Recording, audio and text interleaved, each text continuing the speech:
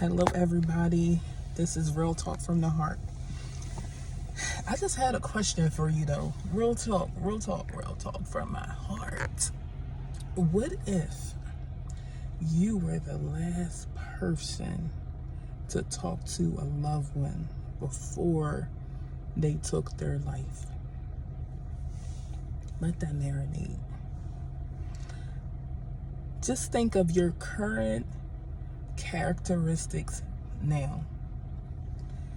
My heart hurt. I remember when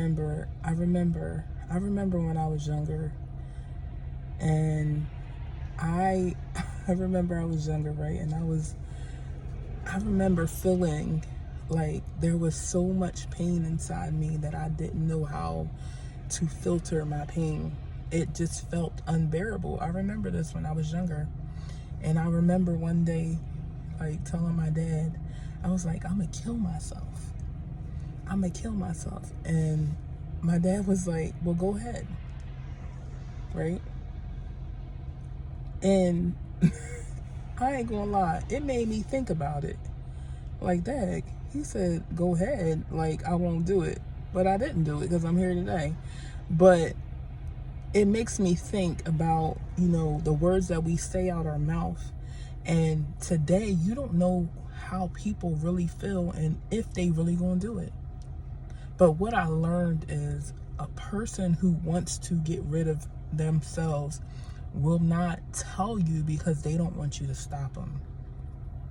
But just imagine being the last person someone you talk to and then they took their life. How would you feel?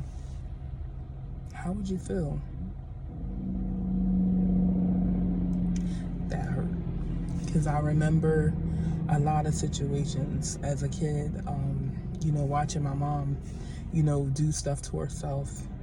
And it hurt me when she hurt her because I cared and I loved for her. I loved her, and I couldn't understand why she would do the things that she did to herself. It wasn't really meant for anybody, but it was geared to herself. It was like self-infliction. It reminded me today of Lazarus in the Bible and how he was mutilating himself, and how he was cutting himself and all this stuff. It reminded me of that today because I didn't know about Lazarus in the Bible as a kid. But I had to I was like, God, I would say, God, what is wrong with my mom? I would say that. And then as I got older, things started to happen to me, and I started to repeat certain things, not hit myself, but I would put myself in harm's way because the pain was just so unbearable. But I remember one day, I just got so sick and tired of carrying this pain that was in me.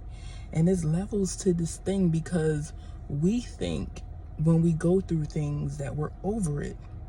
Some people may be good at getting over certain things, but if you are an emotional creature like a woman, you hold on to things. I know I held on to some things, and I remember this particular time, I was just so tired. I was like, I couldn't sleep. I wasn't eating. My hair was falling out. I had a lot going on. My mental wasn't right. I was like, I am losing the little bit of me that I have. And it was always levels to this thing because we think as believers that you're supposed to be perfect. And we're not perfect. We fall short of God's glory, Jesus' glory, all the time because of who we are. If we was a baby and we came out, and we didn't have the situations and the obstacles and the trials and the tribulations that we had to endure, then life would be so great. It would be so great.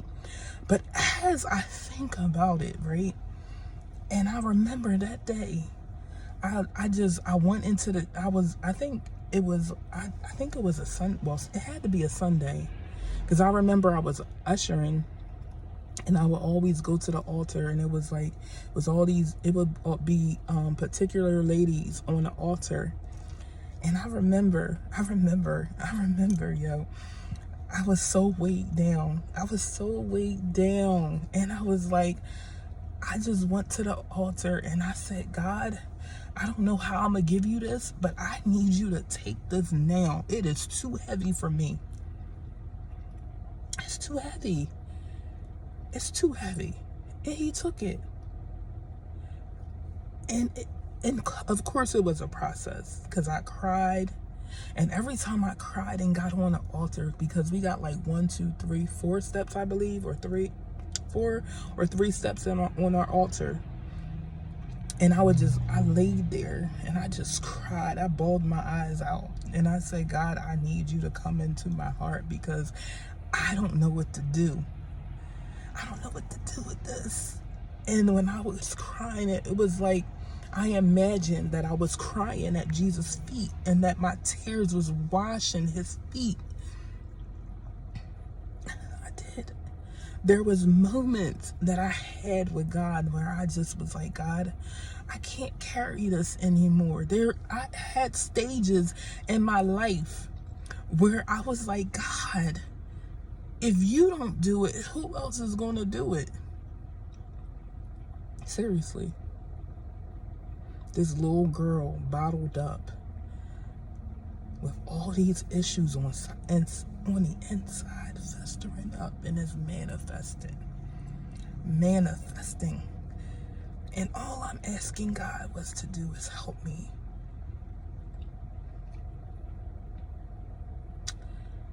It touched me, because I just read a post and I'm just like, God, your people need you. They need to know that they have you. But if you are a believer and your last conversation with somebody is you yelling at them, or you doing something, or, I shut down now, because you know why? Because some things remind me of my childhood, where it was do as I say and not as I do. And I tried to raise my kids like that, because it was a generational thing.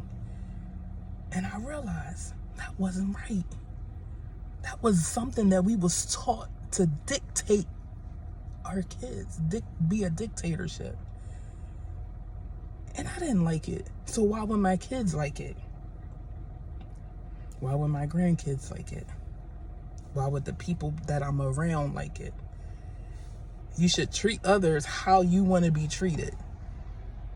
And you never know what somebody is going through. You never know, man. You never know.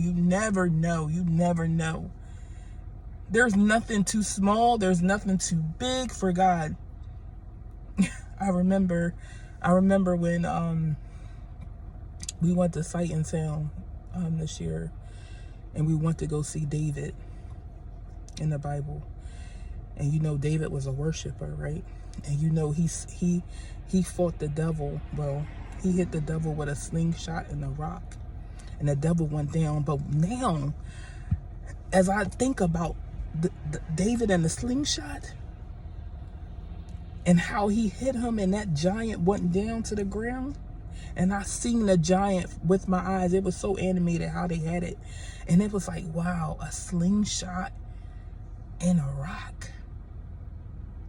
So every time I think about my problem, how big it might be in my head, but when I talk about this issue, it's not too big at all for God.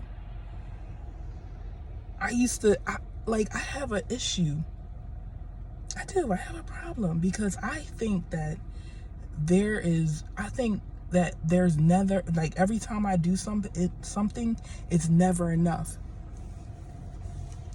I think that because the enemy would tell me it's not enough. Oh, that's it? That's all you got? Oh, I know you could do better. And they'll be like, Dad, this is from my heart. That's not good enough. But I had to get to a point, right, where I had to start speaking life into me in my situation. And I had to start speaking life for me, because I remember one Sunday recently, Bishop was preaching, and he said, you got to stop taking you out of the equation. Most people who are drowning inside, they already took themselves out of the equation. People pleasers take themselves out of the equation. People who want to be validated take themselves out of the equation. But the moment you stand up and the moment you confess who you are a child of God. You are a king's kid. You are the apple of his eye. You are the light of the world. And nothing can hide your light. I keep thinking about this, right? One day I woke up and something, I'm going to say God, jumped in me. It don't make sense. But I jumped up because I felt my body jump. And I said, you know what, God? That was the last thing. That was the last time for that. I was like, what? It was like a reality check. Boom, like that. I was like, God, what is going on? Why was I living or thinking like that? I had to come to myself like, Jesus, who am I? Because we say all these things, but when you start to believe what you say, you're going to jump within yourself like, whoa, hold on. Was that God? Did he restore me with my joy? Did he restore me with my peace? Did he install me with my long suffering? What did you do, Jesus? Like, I was like, God, what did you do? Yeah, I had my moments all the time. Yep, but I have to talk it out. And I have to talk to myself to make sure I understand what I'm talking out. Because this road ain't easy. Because when you change, everybody around you don't change. They still have the same stinking thinking. So you're changing, but just because you changing, don't expect the people next to you or anything to change with you. But you can't allow the actions of other people to affect what God is doing in your life. You can't do it. You can't be the dump place for somebody else. Can't do it. It used to fester inside of me. I remember I used to be like, dang, what did I do to them for them not to speak to me? Now I'm like, you speak. If you don't, okay, I'm gonna be okay. You understand me? Because people program you how they want you to be. And I remember I would speak, and then they'd be like, oh, you speak too soft. And then I remember I would be like, hi. And then they act like they don't hear me. And I'd be like, wait, hold on. Was it me? No, right?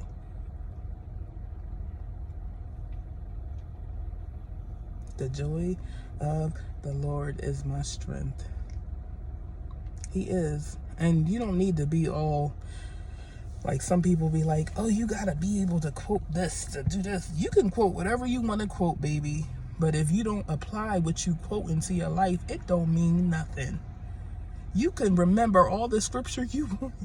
But if you don't apply it, it don't mean nothing. I remember, and I'm telling you this about me, that I looked the part, but inside I was jacked up. And I keep saying that I was jacked all the way up. And God covered me. Seriously, he did. Thank you, Jesus.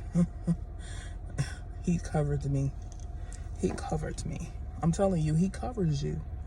People may say, and I heard it again, because God keep confirming to me, you're always going to be God's people, whether you make the right choice or the wrong choice. He gives you choices. He already know what you're going to do before you even do it. He knows the number of hairs that's on your head. He knows your end and your beginning. He knows everything about you. And this is what I like about God, because he loved me first. I remember when I thought love was actually lust. And the first time that I really felt love and I really understood what love was, I broke down crying. And it was because God loved me. I was like, God, you love me. You love me, love me. And I was thinking about some things, and I was like, God, I don't even know how I'm still here. I don't. It's by the grace of God. How many times you contemplate just giving up? As a single mom, I had to free myself. I say, God, I'm freeing myself. I had to minister to somebody else who was going through something similar to me. And I wasn't even expecting to do it. I felt like I was being punked. I ain't gonna lie. Every time something happens to me, I feel like I'm being punked. And I'll be like, God, what is going on? So I gotta get out of my flesh, and I'm like, all right, God. All right, God. All right, God. But I had to tell this person, I'm like, yo, I fell 3 times with picking the wrong dude for my kids. But I had to forgive me. I had to forgive my heart, because I wasn't right. Never in a million years would have thought the person that will protect me will rape my daughter, his daughter. Not just one of them, but both of them. Never really. It baffles me now. I get anxiety. This is how bad it is. I get anxiety when I see his family. I get anxiety if he comes around me. He ain't even supposed to be around me, to be honest with you. We got PFA out. And then, you know what's so ironic, right? Because I toil around with it in my head, right? He never even came and apologized to my kids for trying to jack their life up. But I had to give it to God. You know why? Because I can't allow him to occupy my space that's in my head. I can't allow him to win. You feel me? I can't allow the enemy and his imps to win. Because the moment that I give them power over what I do or me, they winning. So I said, God, not this time. Yeah, you may have won the battle, but you didn't win the war. Because 1 can chase 1,000, and then, 2 can put 10,000 to flight. But when the prayer warriors start praying, and when the church, when the believers stand up, what you think that's going to happen? I'm expecting a good outcome. And you know what? I asked God, I said, God, what do I really want? Because I'm not a person to want anybody to die. I don't. You know what I mean? I don't want nobody to die. I want people to live. But sometimes when people do stuff to you, and this is the era that we're living in, when people do stuff to you and they punk you, or they do, they really hurt you, you want blood. But Jesus Christ already died on the cross for all of our inequities. And I've been asking God, because my coach was like, you need to ask God to give you the desire to forgive the people who hurt you. You need the desire. Because the more I've been asking God to give me the desire to forgive. To forgive. Because forgiveness is easier said than done. It depends on how you scale the pain that you went through. It depends. I'm telling you, it depends. We're all human. We all been through some stuff. Victimizing, you're a victim. You are a yes person. You want to forgive because you don't want the animosity. You don't want the argumentative. Like, you don't want to be argumentative. So you're gonna forgive easily. Cause I forgive easily. I do. I don't stay mad for long. I don't stay mad. I talk about it and I'm over it. But then it's something that lingers, right? Something that you got to constantly go through. Then it's like, damn, I can't even get past this because there's always something. With trauma kids, trauma adults, people that been through trauma, right? It's mental. It's like it's almost like a nightmare always happening to you over and over and over again. No matter what you do, you can't get rid of the thought because it's a mental thing. It's a mental thing. Literally, it's something that plays in your mind. Oh, what if I would have did this? Maybe if I wouldn't have never went over there. Maybe if, I would have said something sooner. No, maybe if, you don't, and then you start blaming yourself. Because that's what the enemy does. He allows you to blame yourself for something that it wasn't even your fault. It wasn't your fault. It was out of your control. So, all that to say, you never know what a person is dealing with. Trauma, being a victim, that stuff is real. Mental health is real. It really is real, man. Like, it really is real. Real. And most people, because they're not ready to talk about it, they act out, but they don't acknowledge, what happened to them. But they dream about it, they think about it, they even feel it. And I know this from experience firsthand, and also watching, my children turn. It's like different people, you know what I mean? But God.